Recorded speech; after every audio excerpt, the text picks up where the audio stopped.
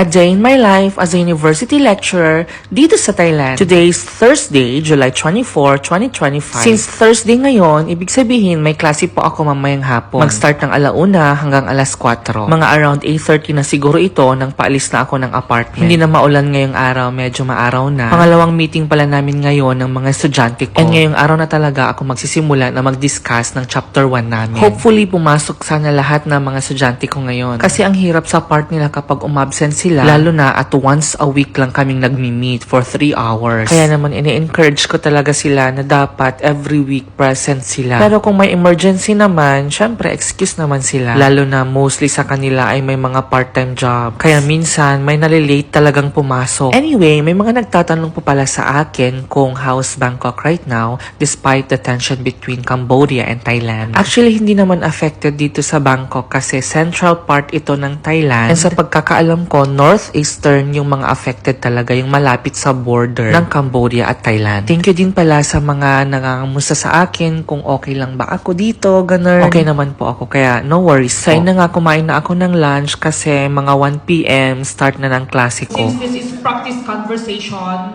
I have prepared scenarios here in a workplace. Okay, so you can change the names. Okay, you can change the names. For example, I have here the characters, Miss Joy, team leader, Tarn, designer, Pong, IT support, Jane, presenter, M, staff. You can change the name according to the gender of your group mates. Okay? I will give you maybe 10 minutes to prepare. Make it sure. Yes, good afternoon. Welcome.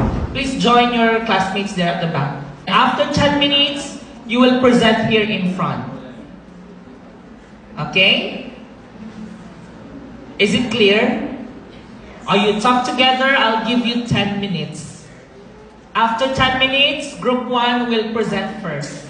So ayun na nga, nag-present na sila, merong 5 grupo. And by the way, ang first topic pala namin dito sa chapter 1 ay workplace communication. So part ng discussion namin ay practice conversation. And ito pala yung mga estudyante ko, tinakpan ko na lang yung mga mukha nila. Although, nag-asa ko ng consent sa line group namin and sabi nila okay lang naman daw pero hindi ako komportable kaya tinakpan ko muna. Kasi nagbibuild pa lang ako ng rapport sa kanila at saka mamaya baka mabash na naman ako. So right after ng klase ko, umuwi na agad ako. So far, hindi naman nakakapagod ang araw na to. Mas nakakapagod pang tumayo sa bus. Pero laban lang.